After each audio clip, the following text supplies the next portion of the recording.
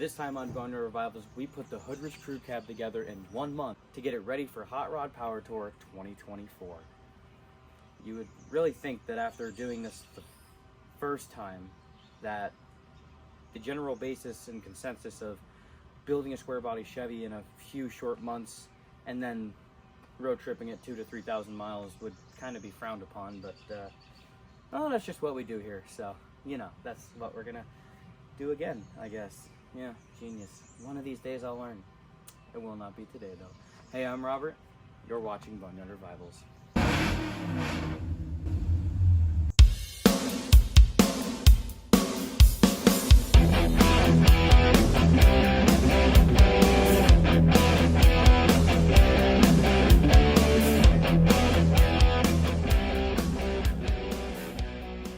Hey, wanna go for a ride in my square body?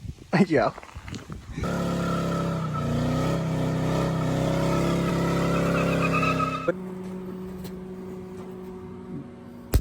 Wow!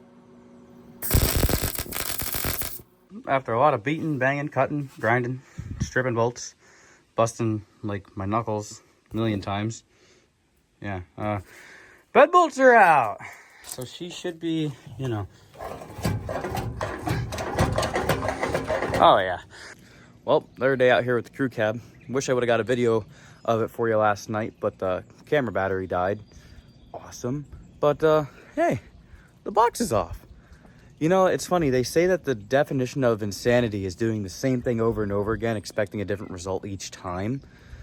So I might be insane, but at the same time too, I'm doing the same thing over and over again and getting the same result. Because if you remember correctly, 2 years ago, you know, the way that this truck looks now is exactly the way that that truck looked. Up until literally like the night I left the driveway. So part 2 coming up.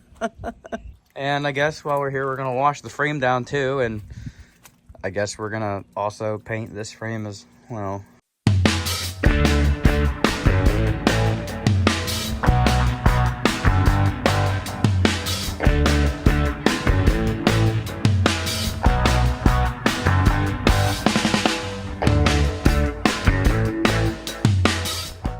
Alrighty, frame is cleaned up. The rest of the truck just happens to be too. Whoops, got carried away again. Anyway, even got all the junk and stuff that was in the back of this box out. Box is all cleaned up. Back side of the box is super clean. Don't know what the writing is. Replacement panel, box has been off before, who knows. But what we're gonna be doing now is we're gonna let our frame dry up. I'm gonna get in here with a wire wheel and whatever is crusty, which is not a lot of it, I'm just gonna blast it up and repaint it. And the whole reason why I'm doing that is just because we're here. I don't know when I'm gonna be here next, so might as well take care of the issue while we got it. And yeah, so after we're done doing that, we'll probably also hop in on our fuel tanks here. Like I said, look at all of this wiring disaster. There's a ground, that's power to something. Pink wire disconnected. Gray wire taped to red wire. No idea what that's doing. Gray wire also over here. It is an absolute train wreck. Yeah, this is a disaster.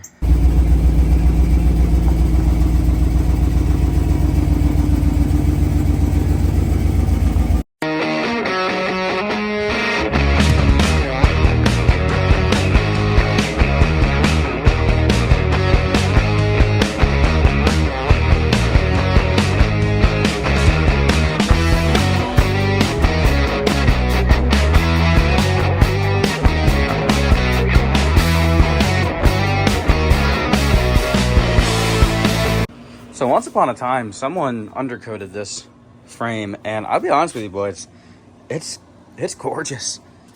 I mean, I thought the frame on the square body was in like pretty decent shape for the year, but this thing is just, you know, she's mint. And I'm not talking like mint, like my kind of mint. No. I mean like it's mint. Like fresher than a $2 bill kind of fresh, you know? It's it's pretty good. So while we're in here, the only few other things that we were thinking about doing was, now if I'm not mistaken, like I said, this is an OBS rear end, so it's out of like the next generation truck.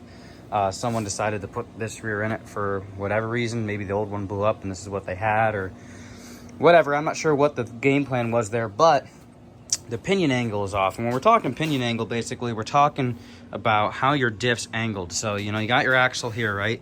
You know, say the back of my hand is your axle, and then the tips of my fingers would be the front of your diff there.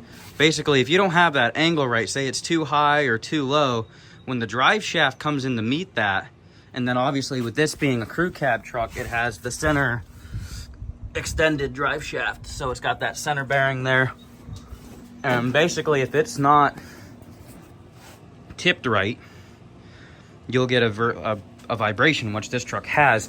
If you come in and look under our springs here, that guy right there is a shim. And there's obviously one on each side underneath the leaf springs. And I think John said he put the biggest ones he could buy in here to try to get it shimmed right, and it's still not quite right. I might look around, see if we can come up with any more, and then it wouldn't, I don't think it would be much to undo the, you know, unzap the U-bolts and stick another shim in there to see if we can get it right. I do have another rear though. This is the rear that John graciously gave me with the truck. It's the, what would be the actual right diff for the truck. The poor S10 is loaded down so hard. That would be the correct one to put in. And if we ever do the four-wheel drive conversion, I think that that's when we'll, you know, address this rear and put that rear in the truck. And then of course we'd eventually need our four-wheel drive front axle. But what's up, buddy? Hi. It's been a while since people have seen you. You want to say hi? Say hi to everybody? Okay. But, so anyways, this is the way we're going to roll for right now. I'm going to go back on. Trying to do this one quick and dirty, not spend a bunch of time like we did with the square body, considering that, you know, this isn't that bad. And the frame's not bent either. The frame is not bent on this one. On that one, it was. If you haven't seen the video on the two to 3 month build process on that truck, like disregard the engine and transmission build that we did and we put in it, but if you guys haven't seen the video of us originally putting that truck together for Power Tour in 2022, you need to. I'm not saying you should. No. You need to go watch that one. The amount of work and time that went into that was impressive, and the amount of brain work that my old man went through to figure out how we can straighten that frame was crazy. I'll try to remember to leave that link here. After this video, do yourself a favor and go watch it. If you want yourself an education from a well-experienced guy, that was some of the coolest stuff I think I've ever done in my entire life. But anyway, I'm gonna stop rambling and get back to work here. All right, primer's on. We're gonna give it, you know, I don't know, 10 minutes to cure, whatever, something like that. Now look, this isn't professional. And I know half of you should be like, oh, get out the sandblast it all the way down and, you know, make it decent. Well, guess what? It's pretty decent the way it is. I just wanted to touch up some of the spots that were just coming through, and honestly, the spots that were coming through weren't even that bad, so.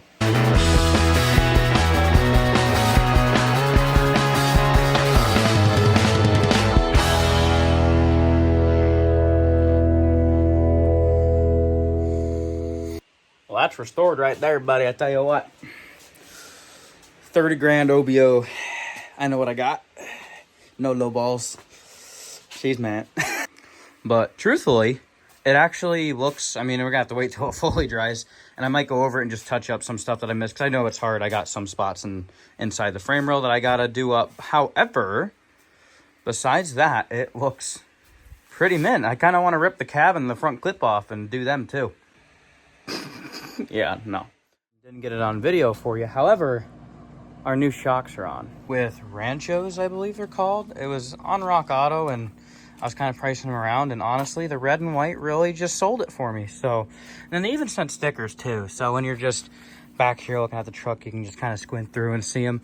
I got these because these are supposed to be like more of a heavier duty shock, and these shocks are actually for a stock height up to a 2-inch lift.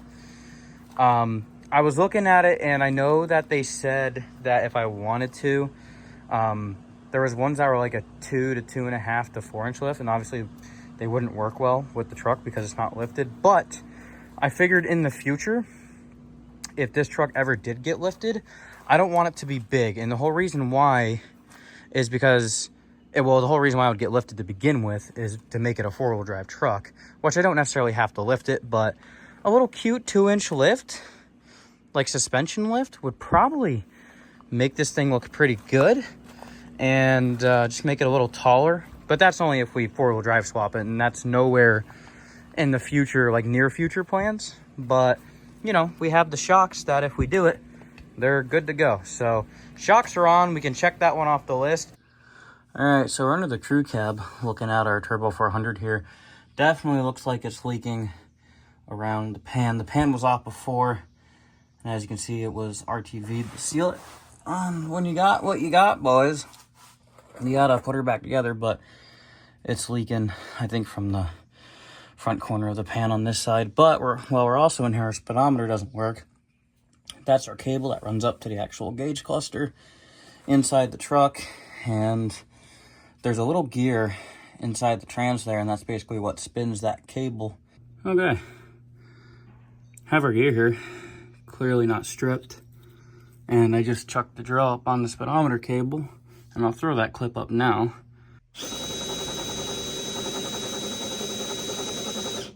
As you can see, it works at the gauge. So what the heck? I don't know. I guess I can try putting it back together and see what happens. That or something internally is wrong. That would just make my day. And if that's the case, well then we're just not even, nope, not doing it. They make apps for your phone now so you can see how fast you're going. Yeah, we'll probably do that. Dang it.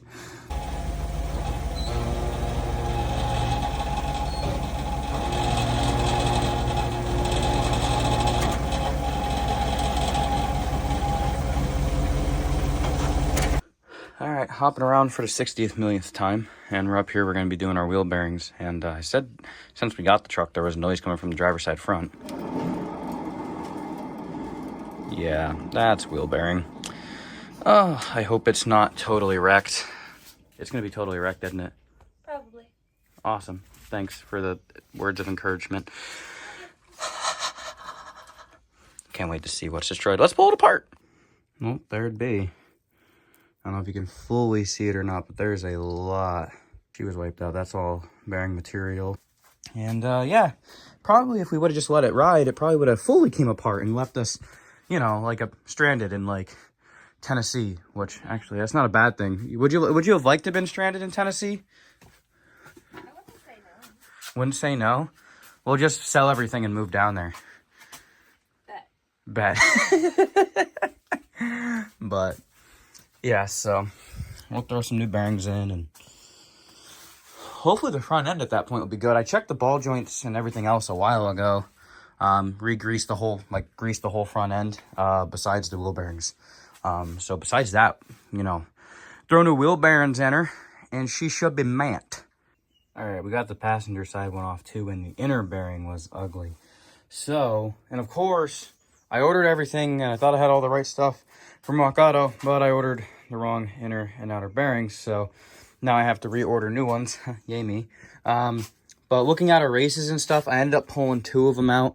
The inner one, obviously, for the passenger side, and then the outer one, the inner one. This would be the inner one, excuse me. Inner on the driver's side. This is our outer on the passenger side. Pulled both of them out, because if you look here, if the camera will focus, there's a bunch of little nicks and grooves and whatnot from basically the, the inner bearing on this race, and then the outer bearing on this race starting to slowly come apart. So we're gonna put new races in. The let's see, this is the driver's side one. The outer one is pretty good, so we'll clean that up. We'll keep using that outer race, and then on the passenger side one, we'll continue using the inner race, because those are both clean. I don't see anything wrong with them. Those bearings were fine. They're there respectively. And but we're putting brand new bearings in it. I'm okay with reusing races, but I'm not okay with reusing bearings. I will put the inner and outer in a box and keep it in the truck just in case we ever have a failure in the future. So that way I have extras and we can just swap them on the side of the road if I have to. But besides that, that's pretty much where we're at. I got to order up parts and we're once again waiting. And it just feels like I continuously keep shooting myself in the foot here. And it's been kind of weird. It's not like previous years of Power Tour where it's just like, oh yeah. Well, I mean, no, it's exactly like it because I'm slamming a month before to get the truck together and crossing my fingers and hoping that it makes it like 2,000-3,000 miles through like 6 different states and whatever. But gotta wait for parts to come in, and I'm pretty much waiting. I pretty much have everything torn apart on the truck that I can possibly tear apart, and I have to wait for all the new stuff to come in. So, oh well, that's where we're at. Update time. New filter and gasket came in. Initially, I was just gonna do the gasket, but decided to get a brand new filter too. Can't hurt it, right? Put a new one in. The old one that was in it looked clean, but we're just gonna throw a new one in it. Also took some time. The reason why this was leaking so bad was because it was just so bent out of shape. I think basically when it started leaking, they just pretty much, they RTV'd it first off, which, I mean, in a pinch will work, but at the same time too, a lot of the holes and stuff, if you put a straight edge across from hole to hole and just kind of check it, there was a bunch of gaps. So that's would basically, would cause it to leak. If you don't have, your gasket material taking up the space, it's gonna leak. So we took a socket and kind of put it on the back side, on the bottom side down here, and basically I just took a ball peen, well, this exact ball peen actually, and had the socket on the bottom side so it didn't bend it too far, but went around and kind of massaged the pan a little bit, so it should fit up better now and it shouldn't leak. And if it does, well, it'll just have to come apart again, but I have faith that we'll be all right this time. So we're gonna slam that back in, and we're waiting on parts. So, as this week, well, the week that I'm, working on this, not the week that this video is coming out, but, as we progress, more and more stuff will just kind of keep showing up. And we also, and this isn't necessarily the correct fix, but for our for our speedometer cable, what I ended up doing was I flipped it 180 because that seemed to be the only way that it would engage. But that seems like it's engaging now, so hopefully we have a speedometer as well. Pretty much I'll throw the pan in it with a filter, start filling it up on trans fluid, and we'll see where it gets us. I also picked up trans fluid today too, so hoping that we'll have the transmission buttoned up today and then we can move on. I'm still waiting for all of our front wheel bearings, the seals, all that kind of stuff. I need the new ones come in because I ordered the wrong ones. Ordered them for a 4-wheel drive truck, not a 2-wheel drive truck. Oops. That was one of those too many, cold refreshments in, and I'm just, yep, order. We'll bang this out real quick. No, I ordered the wrong stuff. But, yeah, we'll do that, and we'll, yep, carry on. The clock is ticking, boys. It is ticking. A little faster than I'd like it to, but, we've done this before, so no fear. All right, pan is back in. Bolts are just, like, snug. I wanted to check to see what the measurement of tightness, aka foot-pounds, inch-pounds, whatever it is, for those pan bolts, because like we talked about before, they've been over tightened in the past, and you can look that stuff up on the internet. But I'm gonna give a shout out to my friends over at eManual once again. These manuals, honestly, they're super handy, and nowadays it's kind of hard to get the actual physical book copy, but again, guys over at eManual have you covered. What they do is so cool, because most people, even nowadays, like, let's be honest, I have my phone in the shop. I'm not bringing a book down here and getting it all scuzzy and dirty. And it's just easier to have it on my phone because I pretty much always have my phone on me. So even if there's something that happens on the road, during Power Tour and whatnot, I can pull that up, get any information that I need, so I know that I'm good to go. So thank you to our friends over at eManual. Make sure you go check those guys out. I'll leave links in the description for you guys. Like I said, they have all sorts of different types of manuals. You can get whatever you need, and they were gracious enough to send me one for the crew cab, which was badass. Thank you, eManual, and let's tighten these up. I pulled up their manual. Yeah, it's actually 15 foot-pounds. So got the Quinn 3/8 digital torque wrench. Like it so far. I think it's like second time I've actually used it. But we have her set for 15. We're going to slide under there, tighten up our bolts on our pan. We're also going to do them in a cross pattern. It doesn't necessarily say anything in the manual here about doing it that way, but that's the way I always do them. The whole reason for that is so when you're setting the gasket, it's not pinching the pan hard. Like, so say if this is like part of the pan, if you tighten it this way and then bring it across, it might stretch the gasket weird and less. So it's better just to tighten like ends and just kind of do a cross pattern. Kind of helps make sure your gasket's seat. But I'm going to slide under there, do that, and then we'll be ready with our refilling of the transmission fluids. Nice. All right, update time. I literally have not picked up the camera in about a week, but where we're currently at is we got our wheel bearings back together. Whole front end has been gone through, looked over. Should be good there. Fuel tanks. 20 gallons now in on this side, 16s on that side. The reasoning why behind that was just because in case I can't get this fuel system figured out in time, I wanted the bigger capacity tank to be the main feed tank. So if we have to run off 20-gallon tank, we have to run off 20-gallon tank because we're sub 2 weeks now until we got to be there. So with that being said, the grind don't end. Up front, I got a new coolant temp sensor in. I was gonna try to get the AC to work, but that bearing is shot, so we might just drop that belt off entirely and run it without AC. So the old lady's not gonna be happy about that, but that's what they make the windows for. See all the AC you need. But yeah, what we currently got going on now, the wiring harness is so cobbled together on this that the way that I'm gonna do this for now as a temporary fix is, as you see, we have our lines in here, 16-gallon tanks now in. We have it plugged into our harness here. What I did was went into the harness and jumped the same way they jump power to this wire over here to run that fuel pump. I did it the same way, except I did it with a switch and an inline fuse. So, you know, it should work. And if the truck decides to catch on fire, it'll be because of that fuel pump, not that one. And what we got going on for now to try to make it as easy as possible for later is we have our feed line running through. All of our lines are hooked up to our metal lines that go into our selector. So they all go where they're supposed to, except our feed line. I made a custom doohickey, which is basically just a hard line, and put in this rubber line here to run up into here. I have a fitting here, and we're gonna connect it into our fuel tank over here. So basically I'll hit the switch in the dash, which that's a custom switch that I wired in, and it goes right in where the original fuel one was.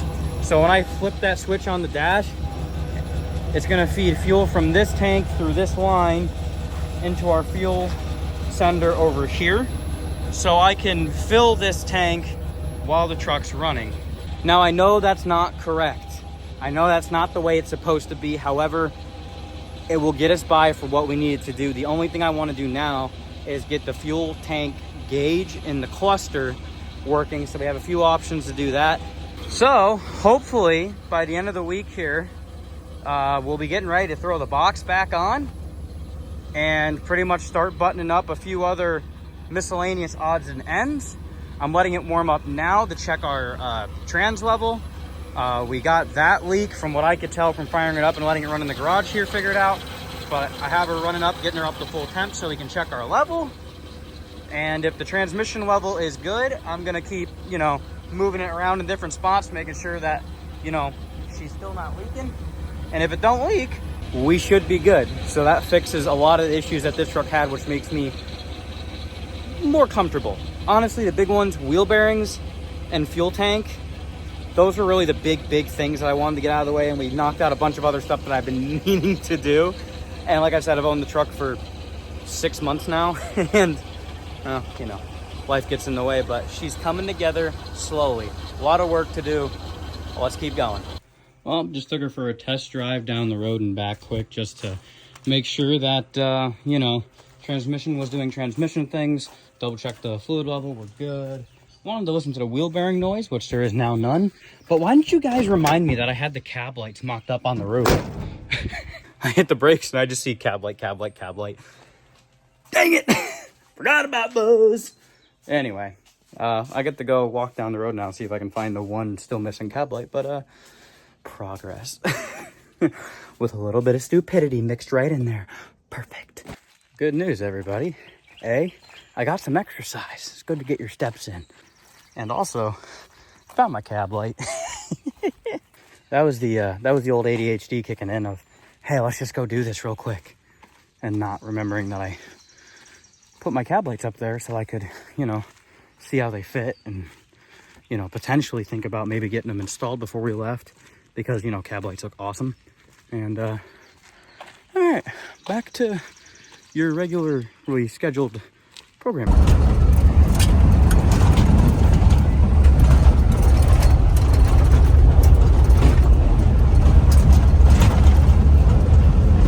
Just going for another test drive here. I just wanted to see how the wheel bearings are. Just around the block and back home. Really didn't want to take it down the dirt road, but just kind of the way I went. So now we're dealing with it. But yeah, just taking it for a cruise. You notice our speedometer's now working. All of our other gauges seem to be functional as well. So far so good. And this 350's got some torque to her. It's a good truck. Hi, where we at? So we took some time today to figure out a major issue, our fuel gauge, and guess what? It's functional now. Basically, we have a wire in the original harness broke somewhere between the gauge cluster, somewhere in the harness here, coming back to here. I ran a new one. As you guys remember, this was already cut, so I ran a new wire to run into this, so we're only going to be able to read the fuel level off the passenger side tank. I can run later on down the road another, like an external gauge, and mount it up underneath if I want to. I don't think I want to do that, but for this trip, I'm not too worried about it because basically, if I fill the passenger side tank up completely, it's a 20-gallon tank, so obviously that will fill it. If I run it to a quarter tank, you know, if it's a 20-gallon tank, you do the math, you know, 20 divided by, you know, 4 for, you know, full, quarter, half, you know, quarter, and an empty. Basically, with this being a 16-gallon tank, if I run that tank down to a quarter tank and then flip the switch on to run this pump to fill that tank, basically it'll end up working out where there will be 1 gallon of fuel left every time in this tank, or about around that, which is perfect. I don't want to completely run this tank out just so it doesn't burn up the pump. However, if we run 15 gallons out of it, there should still be enough fuel in it where I don't completely run it out. And then instead of having 20 gallons of fuel capacity, we have 32.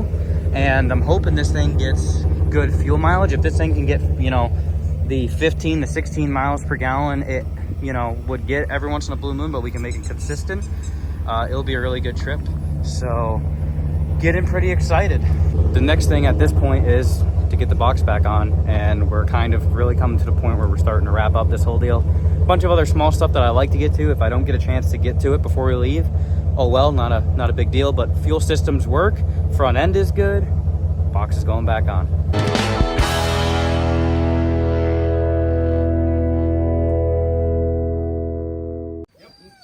tires are there.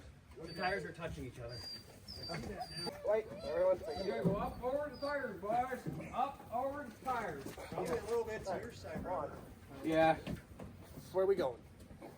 all the way in. Falls deep, we're going. Falls deep. Okay, we got clear of the bumper so we don't scrape anything. Wait a minute, my fingers are there. We have to go, Jake, we have to go forward more. You guys You should be able to go down. It needs to go over a little bit, somewhere right in there. All right, That should be it. like so. Yeah, not bad. Not bad. Pretty close.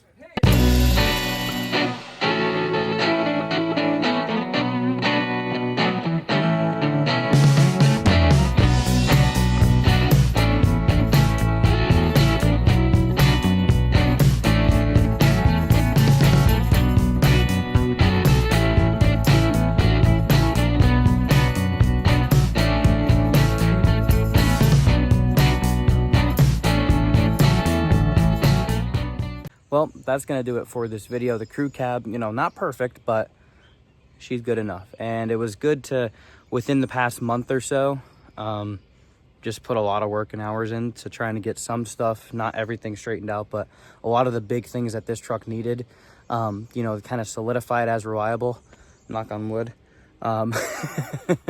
But she should be just about ready to roll.